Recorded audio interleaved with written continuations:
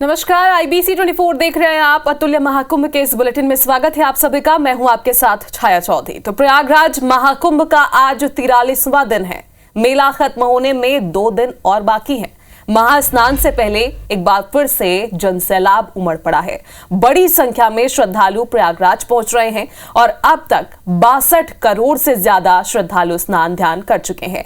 पवित्र त्रिवेणी संगम में श्रद्धालु आस्था की डुबकी लगाने के लिए पहुंच रहे हैं। तो आज जो 43वां दिन है और देखिए किस तरह से जनसैलाब एक बार फिर से प्रयागराज में उमड़ा हुआ है।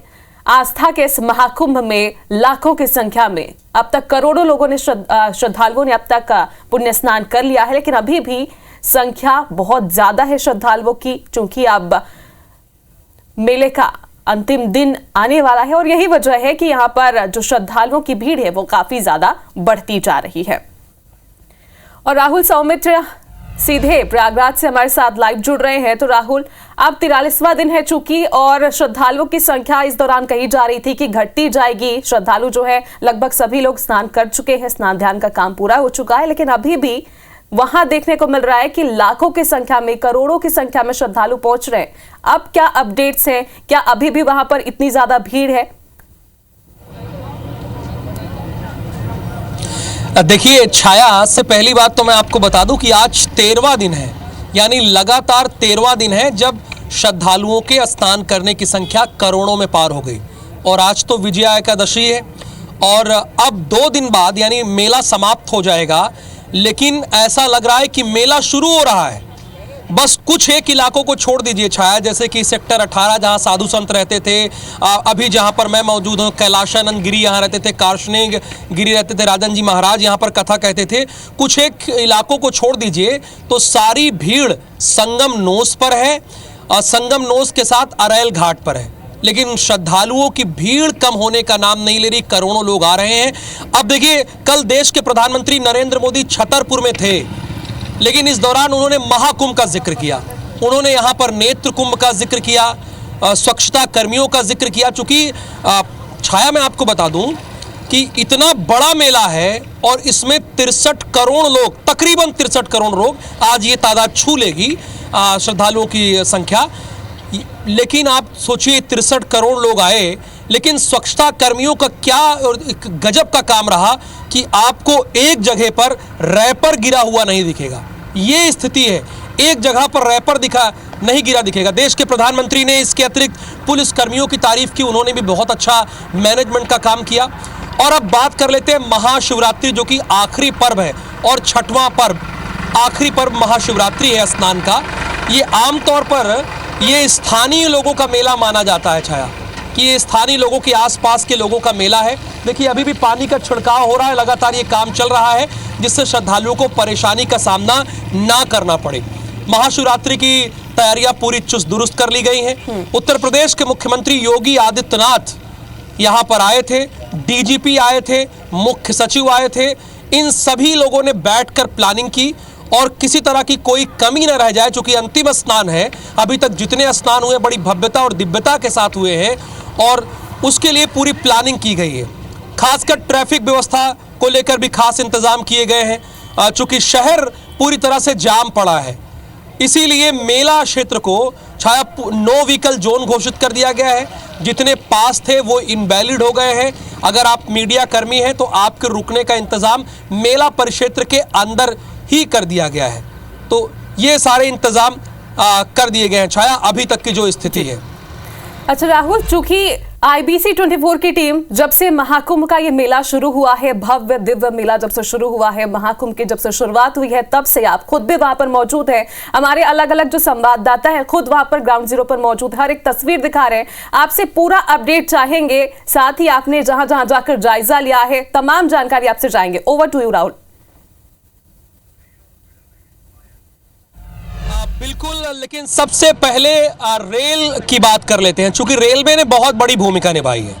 इस बार रेलवे की बड़ी खास प्लानिंग थी और वो अपनी प्लानिंग में अब तक प्रयागराज उत्तर रेलवे, उत्तर मध्य रेलवे, पूर्वोत्तर रेलवे, चूंकि प्रयागराज में कुल अगर देखिए तो 9 रेलवे स्टेशन है, उन्होंने काबिले तारीफ काम किया है। तो रेलवे हॉस्पिटल यहाँ पर खुला है, वहाँ पे क्या इंतजाम है वो आपको दिखाते हैं। तस्वीरें आपकी स्क्रीन पर प्ले कर चुके हैं हमारे सहयोगी, आपको तस्वीरें देख भी पा रहे हैं। तो इसमें आपको बता दें कि आईसीयू अस्पताल में भर्ती होने वाले करीब 19,000 मरीजों में अधिकांश मरीज ऐसे हैं जो शराब या दूसरे नशे आदि के से परेशान थे। प्रयागराज आने के चक्कर में नशा छोड़ दिया और यहाँ पहुँचते उनकी तबीयत खराब हो गई। प्रयागराज स्टेशन से हमारे संवाददाता राजेश राज ने एक रिपोर्ट तैयार की है, उस रिपोर्ट को आप जरूर देखिए। यहाँ पर स्नान करने आते हैं, अगर किसी वजह से वो बीमार पड़ गए या कुछ मुश्किलें हुई तो इस तरह से रेलवे ने ऑब्जर्वेशन रूम बनाया हुआ है। पूरे प्रयागराज स्टेशन पे इस तरह से 4 ऑब्जर्वेशन रूम है। आप दूसरे शब्दों में कहें तो 4 मिनी हॉस्पिटल है और जब आप एंटर यहाँ पर करेंगे तो बिल्कुल किसी हॉस्पिटल सा सेटअप आपको नजर आएगा। बेड लगे हुए हैं, बेड के बगल में देखेंगे आप मॉनिटर सिस्टम लगा हुआ है, बाकायदा ऑक्सीजन का सेटअप यहाँ पर सिलेंडर लगा हुआ है, नीट एंड क्लीन ब्लेड है और उसी तरह से आपको यहाँ पर स्टाफ, नर्सेज, मेडिसिन्स और फिर स्टेशन पे यहाँ पर काम करते हुए फार्मासिस्ट, डॉक्टर, इन सब की चीज़ें यहाँ पर दिखती है। हम बातचीत करेंगे सीनियर डीसीएम हमारे हिमांशु शुक्ला सर हमारे साथ है। सब ओवरऑल 1,98,000 करीब 2 लाख का ये आंकड़ा है सर। किस तरह की फैसिलिटीज़ आपने दी है, किस लेवल तक के पेशेंट का यहाँ पर इलाज? हम लोगों ने हर प्लेटफॉर्म पे जो प्राइमरी हेल्थ सेंटर है वो बनाया हुआ है, हर इंक्लोजर में बनाया हुआ है और साथ में इस तरह के जो मिनी आईसीयू हैं, ऐसे 4 मिनी आईसीयू हम लोगों ने क्रिएट किए हुए हैं। और जो रेलवे का जो सेंट्रल हॉस्पिटल है वहाँ 30 बेडेड आईसीयू की व्यवस्था की गई है। टोटल 60 डॉक्टर्स एंड 170 पैरामेडिकल जो स्टाफ हैं वो हम लोगों ने यहाँ पर लगाए हुए हैं और साथ में यहाँ पर सीवियर जो मरीज हैं उनका भी इलाज किया गया है। जो लोग नशा मान लीजिए करते हैं और कुंभ स्नान के लिए आए और उन्होंने नशे को छोड़ा तो उनको विड्रॉल इफेक्ट भी आते हैं। अच्छा, ये जो धार्मिक आस्था से जुड़ जाती है कि हम कुंभ स्नान करने जा रहे हैं तो शराब पीते तो शराब ना पिए, उसके इम्पैक्ट यहाँ पे दिख जी। तो ऐसे लोग नशे को जब छोड़ते हैं तो उनके ऊपर विड्रॉल इफेक्ट आते हैं। तो विड्रॉल इफेक्ट के कारण से जो भी उनको सिम्टम्स होते हैं तो उनका भी इलाज यहाँ पर करके उनको फिट करके भेजा जाता है। सर क्या मुश्किलें हुई? सर एक्चुअली ये पेशेंट सब्सटेंस अब्यूज विड्रॉवल वाले पेशेंट हैं। आम भाषा में पूछे तो सर, तो अगर हम कहते हैं जैसे कई लोग अल्कोहलिक ड्रिंकिंग कर लेते हैं और उसके बाद जब ये यहाँ आते हैं आस्था के लिए डुबकी लगाने के लिए तो कई बार ये अपनी ड्रिंकिंग छोड़ देते हैं। वैसे तो बेसिकली छोड़ना ही चाहिए, लेकिन उसके बाद भी कई बार इस तरीके के इफेक्ट, जब ये 2 दिन छोड़ते हैं तो 2 दिन के बाद इनको इस तरीके के इफेक्ट आने शुरू हो जाते हैं और इसी को हम एक कॉमन भाषा में बोलते हैं सब्सटेंस अब्यूज विड्रॉवल इफेक्ट। तो यही कारण है ऐसे पेशेंट्स को डीलिंग करने के लिए हम लोग को जैसे इंजेक्शन वगैरह जो हम देते हैं, मेडिकेशन इनको चलाई जाती है, उसके बाद काफ़ी देर इनको रिलैक्स आता है, देन फिर हम पेशेंट्स को शिफ्ट कर देते हैं। 18,500 से ज़्यादा ऐसे मरीज हैं जिनको इसी तरह से एडमिट करके यहाँ पर इलाज किया गया और जब वो ठीक हो गए तब उनको विदा किया गया और पूरे ओवरऑल करीब 2 लाख मरीजों को अब तक सिर्फ प्रयागराज स्टेशन पर इलाज किया जा चुका है। कैमरा पर्सन धर्म साहू के साथ राजेश राज, IBC 24 प्रयागराज। देखिए इस महाकुंभ में वैसे देखने के लिए तो बहुत सारी चीज़ें हैं, लेकिन एक गौतम बुद्ध की प्रतिमा है जो आकर्षण का लगातार केंद्र बनी रही, सेक्टर 18 में स्थित है।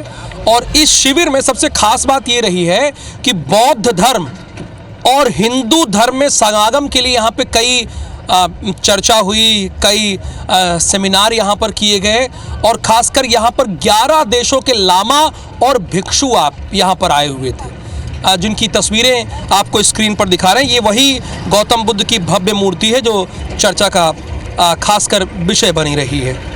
यहाँ पर रूस, Mongolia, Korea, Nepal, Bhutan, Burma, Vietnam, Cambodia, Tibet, Japan और श्रीलंका से लामा और भिक्षु आकर बौद्ध धर्म और सनातन धर्म के आपसी संबंध को मजबूत करने का इन्होंने कार्य किया। देश के अंदर अलग अलग प्रांत के लोग कोई भी धर्म का हो, लेकिन यहाँ पर आकर के जाने की सनातन क्या है और बौद्ध ने क्या संदेश दिया है भगवान गौतम बुद्ध का, तो ये उसको बढ़ाया गया। यहाँ पर कई विशेष लोग आए, यहाँ पर अलग अलग समाज से, RSS के संघ के, विंग के, विश्व हिंदू परिषद के सभी लोग पूरे देश से, खासतौर से तिब्बत से करीबन 81 कंट्री के लोग यहाँ पर आए। कि हमारे देश के अंदर अभी जो सनातन को लेकर के बौद्ध को और हिंदुओं को अलग किया जा रहा है, वो ये जोड़ता है। ये संगम हकीकत में वही संगम है। अतुल्य कुंभ के इस बुलेटिन में फिलहाल के लिए इतना ही, लेकिन उन चेहरों को जरूर देख लीजिए आप जो इस महाकुंभ के हीरो हैं।